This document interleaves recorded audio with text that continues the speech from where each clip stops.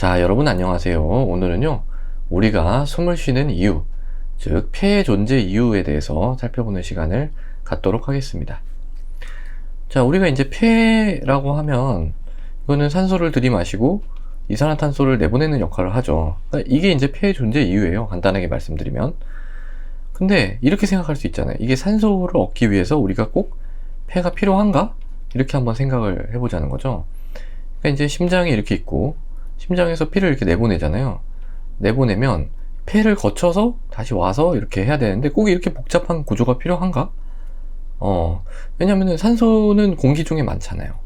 공기 중에 많으니까 그냥 나와가지고 우리 몸 밖으로 이렇게 나와가지고 그냥 쭉 한번 흘러보는 거예요. 넓게 펼쳐가지고 흘렀다가 다시 심장 안으로 들어오면 이 넓게 펼쳐서 흐르는 동안에 공기하고 산소, 이산화탄소 교환을 하고 다시 들어가면 되는 거 아니냐? 이렇게 이제 생각을 해볼 수가 있겠죠. 근데 아마 이거는 안 될 겁니다. 왜냐면요, 이렇게 하면 이제 인간이라는 존재가 아마 살아남지를 못했겠죠. 왜냐면 이게 너무 취약하잖아. 그러니까 누가 공격받아서 여기만 한번 빵 때리면 그냥 죽어버리는 그런 상황이 만들어지는 거죠. 때리면 즉사. 그리고 이제 균 같은 것도 이런 데로 좀 들어올 수가 있고요. 바로바로 들어올 수가 있으니까. 그래서 이건 안 되겠다. 이건 안 되니까 이렇게 하진 말자 하고서 이제 그러면은 밖에 이렇게 있을 수는 없으니까 이런 장치를 우리 몸 안에 좀 만들어 둬야 되겠죠. 그게 이제 폐인데요. 그러면 이제 폐를 어디에다가 만들어 줄까 하는 문제가 생기죠. 어디다 집어넣죠? 이 장치를? 하고 생각해 보니까 뭔가 이 심장 가까이에 넣어주면 좋겠죠. 왜냐하면 심장에서 피를 뿜어주면 바로 산소 교환을 하고 이 근처에서 돌아오면 되니까. 예를 들어서 뭐 다리 같은데 이렇게 폐가 있다. 그러면은 너무 멀잖아요. 그러니까 이 산소 교환을 하는데 저 멀리 갔다가 다시 저 멀리 돌아와야 되니까 너무 멉니다. 비효율적이에요. 그래서 이제 폐는 이렇게 멀리 만들어 놓는 게 아니고 이 심장에 딱 붙여가지고 이렇게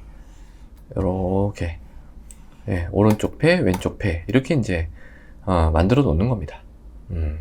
또 이렇게 하면은 이제 이게 심장을 둘러싸서 보호하고 있는 효과도 되죠. 그래서 이제 오른쪽 심장에서 피가 나와서 이 폐를 이렇게 쫙 거쳤다가 다시 왼쪽 심장으로 이렇게 들어옵니다.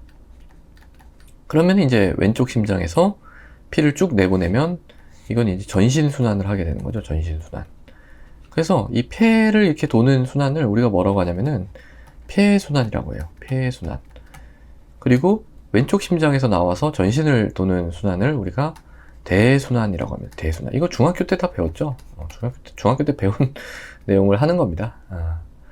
그래서 뭐 이 폐순환, 대순환이 있는데 두 개의 뭐 차이를 간단히 말씀드리면 이 폐순환은 압력이 낮아도 된다는 거예요. 압력이. 왜냐면은 대순환은 전체를 다 돌아야 되니까 힘껏 짜줘야지 다리 끝까지 갑니다. 피가. 근데 이제 폐순환 같은 경우는 요 폐만 살짝 왔다가 다시 돌아가면 되죠. 그런 상태에서 막 압력이 막 엄청 높을 필요가 있을까요? 필요가 없죠. 왜냐면 이 폐는 이 심장 옆에 딱 달라붙어 있으니까 이게 이제 그렇게 압력이 높을 필요가 없다라는 겁니다. 또 이제 폐순환에서 하는 일이 피가 가면서 이렇게 이제 산소하고 이산화탄소를 이렇게 교환을 해야 되는데 이게 또 너무 높은 압력으로 막 가게 되면은 그런 교환을 할 시간이 없이 그냥 쭉쭉 지나가겠죠. 그럼 이제 목적에 부합하지가 않으니까 그렇게까지 압력이 높을 필요는 없다라는 겁니다. 그러니까 압력이 높을 필요가 없다는 말은 뭐예요? 힘을 많이 쓸 필요가 없다는 거죠. 그래서 이 오른쪽 심장 같은 경우에는 두께가 얇습니다. 심장 벽의 두께가 얇고요. 왼쪽 심장 같은 경우에는 이 벽의 두께가 두껍게 되는 거죠. 그렇습니다. 그래서 이제 이렇게 순환을 하게 되는데 사실 뭐 이거는 따로따로 있어도 되죠. 그러니까 오른쪽 심장 하는 일이 다르잖아요. 오른쪽 심장은 폐를 돌고 오는 거고 왼쪽 심장은 전신으로 나가는 그런 역할을 하는 펌프잖아요. 그러니까 두 개의 펌프는 사실 다른 펌프예요. 다른 펌프여서 따로따로 있어도 됩니다. 그렇지만은 그렇게 하면은 우리 몸에서 펌프를 2개를 만들어야 되잖아요. 그러니까 이제 아예 그렇게 하지 말고 합쳐 놓자. 이렇게 하나로 이렇게 합쳐 놓고 방을 기가 막히게 나눠 가지고 둘 다 할 수 있도록 이렇게 이제 만들어 놓은 게 바로 심장이죠. 그래서 이제 심장에 방이 여러 개가 이제 있게 되는 그런 겁니다. 그러면은 이제 방 만들 때 이렇게 심장이 있을 때 방을 딱 이렇게 만들었잖아요. 오른쪽 왼쪽을 딱 나눴잖아요. 오른쪽은 폐로 가는 피, 왼쪽은 전신으로 가는 피. 그럼 이 오른쪽 왼쪽이 이렇게 막 섞이면 될까요? 이게? 예. 이게 이제 섞이면 안 되겠죠. 왜냐면은 이게 섞인다는 거는 이제 폐로 가야 되는 피, 그래서 폐를 갔다가 돌아온 그 쌩쌩한 피, 산소가 많은 피와 전신을 돌고 온 산소가 부족한 피가 같이 섞여버린다는 거잖아요. 그러면 효율이 많이 떨어지겠죠.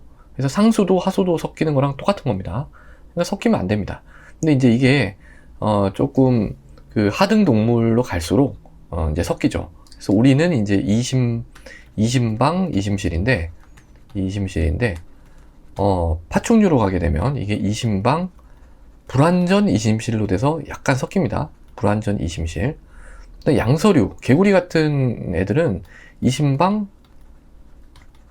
1심실이에요. 그러니까 이 오른쪽 왼쪽 구분이 안 돼 있고 심방까지는 구분이 돼 있는데 그냥 다 이렇게 섞여 버립니다. 섞인 다음에 이제 방출을 하게 되는 그렇게 이제 됩니다. 그래서 우리는 요게 딱딱 구분이 돼 있다라는 거죠. 그래서 만약에 근데 이게 좀 무슨 병이 있어서 섞이는 경우가 있어요. 이게 이제 심실에서 섞이면 VSD, 심방에서 섞이면 ASD, 또 뭐 혈관끼리 연결되는 PDA라는 것도 아주 다양하게 섞이는 방법들이 있습니다. 그래서 이제 이렇게 이제 섞이게 되면 나타나는 증상이 산소가 뭔가 계속 섞여 버리니까 산소의 어떤 포화도가 제대로 안 나오게 되는 거죠. 그래서 사이아노시스, 즉 청색증이라고 하는 증상이 나타나요. 산소를 제대로 공급받지 못하는 그런 증상. 이 청색증이라는 증상은 이 섞일 때 나타나거나 아니면은 뭐 이제 폐질환이 너무 심해가지고 이거 섞이지는 않는데 이 폐가 망가져가지고 이 산소를 제대로 공급받지 못해서 생기는 그런 증상이기도 합니다. 그러니까 COPD 말기 이럴 때 이제 나타나는 증상이죠. 어쨌든 뭐 약간 다른 쪽으로 넘어갔는데 어쨌든 다시 이제 폐로 돌아올게요. 폐로 돌아와서 만드는 방법을 생각을 해보자는 거죠. 그래서 이제 심장이 이렇게 있으면은 이걸 갖다가 그냥 피를 이렇게 내보냈다가 다시 이렇게 돌아오게 하고 그 다음에 여기에서 이제 교환이 일어나게 하면 되는 거죠. 근데 이걸 이렇게 평평하게 만들어 놓으면은 이게 교환할 수 있는 면적이 너무 적잖아요. 교환할 수 있는 면적이 닿는 부분, 공기하고 닿는 부분이 요만큼밖에 안 되잖아요. 그러니까 이걸로는 충분하지가 않다는 거죠.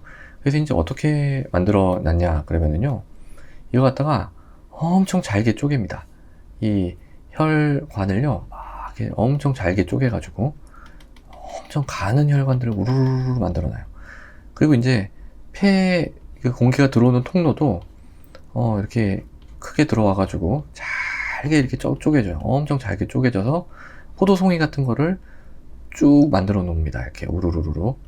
그러면 이 잘게 쪼개진 혈관이 이 포도송이 하나를 이렇게 돌고 쭉 돌고 다시 다 모여가지고 합쳐져서 다 심장으로 들어가는 이런 식으로 이제 구성이 돼 있다는 거죠.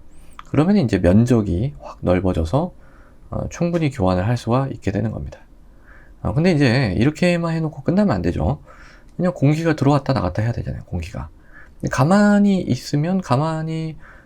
있어도 아마 교환은 될 거예요. 왜냐면 이게 농도 차이가 있기 때문에 교환은 되긴 되겠지만 너무 느리죠. 이걸로는 이제 우리가 살 수가 없죠. 그래서 이제 이산화탄소가 많아지고 산소가 부족하면 일단은 좀 숨을 들이마시고 내쉬고 해가지고 이걸 교환을 해줘야 됩니다. 그래서 이걸 이제 어떻게 숨을 들이마시고 내쉬느냐? 일단 이 폐가 이렇게 있으면은 들이마시는 건 우리가 하는 거예요. 들이마시는 건 여기 밑에 횡격막이 있거든요. 횡격막을 아래로 당기고요. 그다음에 흉곽이 있거든요. 흉곽, 갈비뼈. 여기를 이렇게 늘립니다. 그러면은 이렇게 늘리니까 이 안은 음압이 걸리죠. 음압이 걸리니까 자연스럽게 몸속에 쭉 빨아들이는 거예요. 이게 이제 공기를 들이쉬는 거예요. 그럼 내쉬는 건 어떻게 될까요? 내쉬는 거? 내쉬는 거는 다시 뭐 횡격막이 올리고 흉곽이 뭐 이렇게 수축하면서 여기 있는 공기를 짜서 이런 게 아니고요. 내쉬는 거는 이 폐의 포도송이, 이 포도송이들이 자연스럽게 탄성을 가지고 있거든요. 탄성. 고무공 같은 거예요. 고무공. 그래서 이 고무공들이 이렇게 늘어났다가 우리가 이렇게 당기니까 어쩔 수 없이 늘어났다가 다시 어때요? 그 늘어난 힘이 없으면은 다시 이렇게 쪼그라들죠. 쪼그라드는 리코일이라고 하는데, 이 쪼그라드는 그 힘에 의해서 이게 이제 숨을 내쉬게 되는 거예요. 그러니까 우리가 숨을 마시는 거는 우리의 어떤 능동적인 근육의 수축이 동반되는 과정이고, 내쉬는 거는 어떤 수동적인 과정이다 라는 겁니다. 그래서 이제 뭐 지금 우리가 이렇게 숨을 들이쉬고 마시고 이런 게 이제 이런 식으로 되고 있는 거다라는 거죠. 그래서 오늘은 뭐 제가 이제 숨 쉬는 거에 대해서 조금 큰 관점에서 설명을 드렸는데요. 뭐 생각나는 대로 그냥 얘기를 드린 겁니다. 그래도 뭐 이렇게 한번 살펴보니까 또 색다르고 또 그런 측면이 있죠. 예. 자, 그래서 오늘은요, 우리가 숨을 쉬는 이유, 즉 폐의 존재 이유에 대해서 말씀을 드려봤습니다. 오늘도 경청해 주셔서 대단히 감사합니다.